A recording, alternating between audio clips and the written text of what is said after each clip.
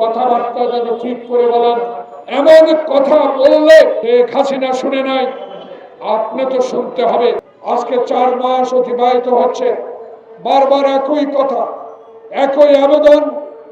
বাংলাদেশের ইতিহাসের সর্বশ্রেষ্ঠ মানুষ, যিনি ছাত্রদের মানুষের দাবি নিয়ে এই সরকারের প্রধান হিসেবে বসেছেন, আমরা বুঝতে পারি না এখনো কেন বিএনপির মহাসচিব বলতে হবে সময় মতো রাস্তায় নামতে হবে।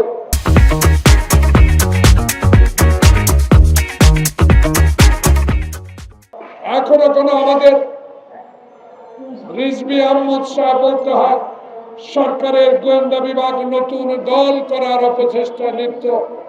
এখনো কেন আমাকে এখানে দাঁড়িয়ে বলতে হবে স্বৈরাচারের দোসরেরা এখনো কেন সচিবালয়, কেন এখনো আগুন, কেন এখনো অত্যাচার অবিচারের ষড়যন্ত্র আবার শুরু করেছেন তারা পূর্বের সরকারকে ক্ষমতা আনার জন্য কিনা, এই বিষয়টি জনগণ এখন চিন্তা করে বসে আছে। কারণ আমরা বাংলাদেশে মঈনী আহমদ আর মহিনের মতো সরকার চাই না। আমরা এমন সরকারে আপনাকে বসিয়েছি, আমাদের বিশ্বাস শতভাগ, আমাদের সকল আন্দোলনরত রাজনৈতিক দলগুলোর শতভাগে বিশ্বাস আছে যে বিশ্বাসের মধ্য দিয়ে আপনাকে সর্বাত্মক সহযোগিতার আশ্বাস আমরা দিয়েছি।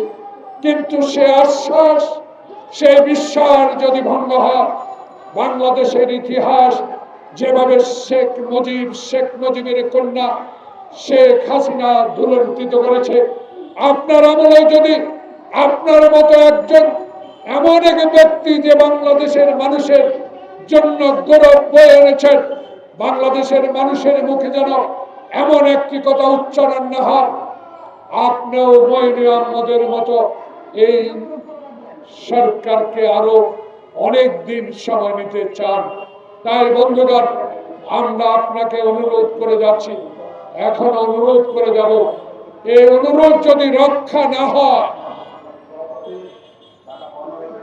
আপনার কর্তব্য পালনে যদি আপনার সহযোগীরা আপনাকে ব্যর্থ করে তোলে, এই ব্যর্থতা আপনার সহযোগীদের নয়, এই ব্যর্থতা আপনার কাঁধে চাপবে।